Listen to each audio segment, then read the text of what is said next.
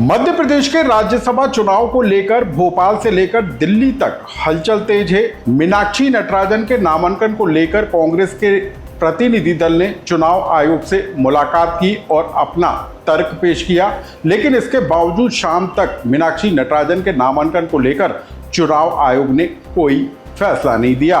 लेकिन अब मध्य प्रदेश से निकलकर इस मुद्दे को कांग्रेस पार्टी ने राष्ट्रव्यापी बनाने की तैयारी कर ली है और कैसे मध्य प्रदेश की एक राज्यसभा सीट को लेकर मध्य प्रदेश और देश की राजनीति में बीजेपी और कांग्रेस आमने सामने आते हुए नजर आ रहे हैं और कैसे एक सीट के जरिए देश भर की राजनीति में उबाल देखने को मिल रहा है। इसकी पूरी कहानी हम आपको विस्तार से बताएंगे। साथ ही हम आपको बताएंगे कि मीनाक्षी नटराजन के नामांकन दाखिल करने को लेकर अब तक कौन सा बड़ा अपडेट है।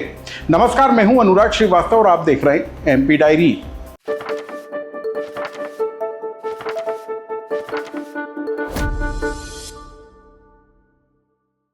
राज्यसभा चुनाव को लेकर मध्य प्रदेश के कोटे वाली 3 सीटों को लेकर देश भर के अंदर हंगामा मचता हुआ नजर आ रहा है।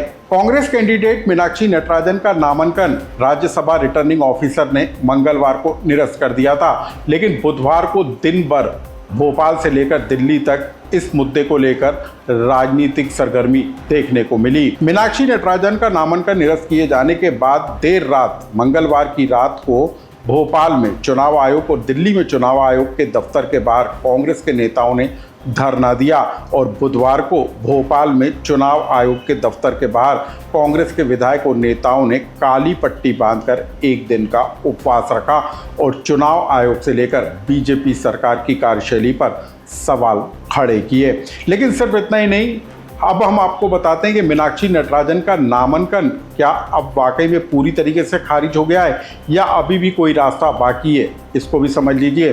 दरअसल इस मुद्दे को लेकर बुधवार की दोपहर में कांग्रेस का 10 सदस्यीय प्रतिनिधि दल चुनाव आयोग से मिलने के लिए पहुंचा, जिसमें कांग्रेस के सीनियर नेता जयराम रमेश, मनु सिंघवी, विनय वित्तनखा और सचिन पायलट, रणदीप सुरजेवाला, तमाम जो बड़े नेता थे, केसी वेणुगोपाल, ये चुनाव आयोग के दफ्तर पहुंचे और जिस मुद्दे को लेकर, जिस केस को लेकर भोपाल में राज्यसभा के रिटर्निंग ऑफिसर ने मीनाक्षी नटराजन का नामांकन निरस्त किया था, उसको लेकर अपने तर्क पेश किए और चुनाव आयोग से मीनाक्षी नटराजन का नामांकन बहाल करने की मांग की।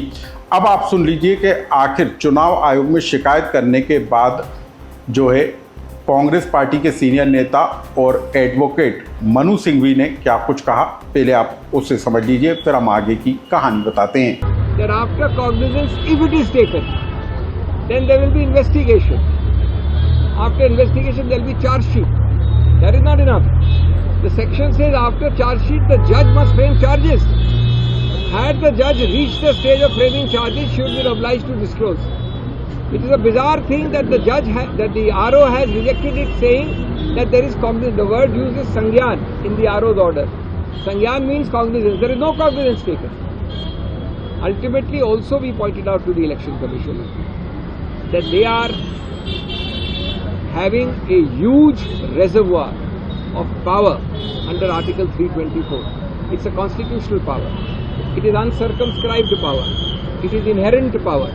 It is power to do justice and power to right wrongs.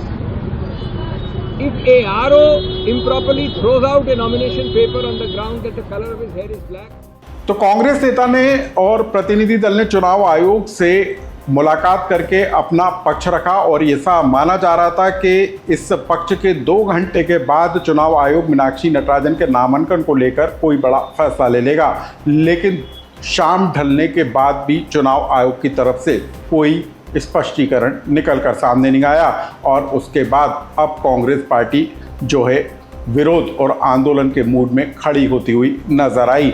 Bhopal में कांग्रेस के विधायकों ने दिल्ली में राष्ट्रपति से मुलाकात करके ज्ञापन देने का ऐलान कर दिया है। वहीं अब हम आपको एक और बड़ा अपडेट दे दें। मध्य प्रदेश में राज्यसभा चुनाव को लेकर मीनाक्षी नटराजन के नामांकन को निरस्त करने के बाद कांग्रेस पार्टी ने एक आपात बैठक, इमरजेंसी बैठक 11 जून को बुलाई है। कांग्रेस अध्यक्ष मल्लिकार्जुन खड़गे इस बैठक को संबोधित करेंगे। देश भर के कांग्रेस पार्टी के जो महासचिव हैं, प्रदेश प्रभारी हैं और प्रदेश अध्यक्षों को दिल्ली बुलाया गया है और इस इमरजेंसी मीटिंग में देश के हालातों के साथ ही मौजूदा राजनीतिक घटनाक्रमों और मध्य प्रदेश के जो राज्यसभा कैंडिडेट की नामांकन को निरस्त किया गया है उस मुद्दे को राष्ट्रव्यापी बनाए जाने को लेकर चर्चा की जाएगी। यानी कि कांग्रेस पार्टी अब इस मुद्दे को लेकर आर पार के मोड में आती हुई नजर आ रही है। तो कुल मिलाकर राज्यसभा चुनाव को लेकर मीनाक्षी नटराजन के नामांकन को लेकर अब जो है कुछ ही घंटों का जो समय बाकी है, क्योंकि 11 जून को नामांकन वापसी का आखिरी दिन है और उस समय तक यदि मीनाक्षी नटराजन के नामांकन को लेकर कोई बड़ा फैसला आयोग की तरफ से नहीं होता है तो ये तय मानिएगा कि मीनाक्षी नटराजन राज्यसभा की रेस से पूरी तरीके से बाहर हो जाएंगी और मध्य प्रदेश की 3 सीटों पर बीजेपी की जीत आसान हो जाएगी। लेकिन इस पूरे मामले को लेकर फिलहाल मध्य प्रदेश से लेकर दिल्ली तक का सियासी पारा चढ़ता हुआ जरूर नजर आ रहा है। अब इस पूरे मामले को लेकर आने वाले दिनों में या आने वाले कुछ घंटों में क्या कुछ अपडेट निकल कर आता है वो हम आप तक पहुंचाएंगे। लेकिन इस पूरे घटनाक्रम से जुड़े, इस पूरे सियासी मामले से जुड़ा आपका कोई सुझाव या कमेंट्स हो तो हमें कमेंट्स बॉक्स में लिखकर जरूर बताएं।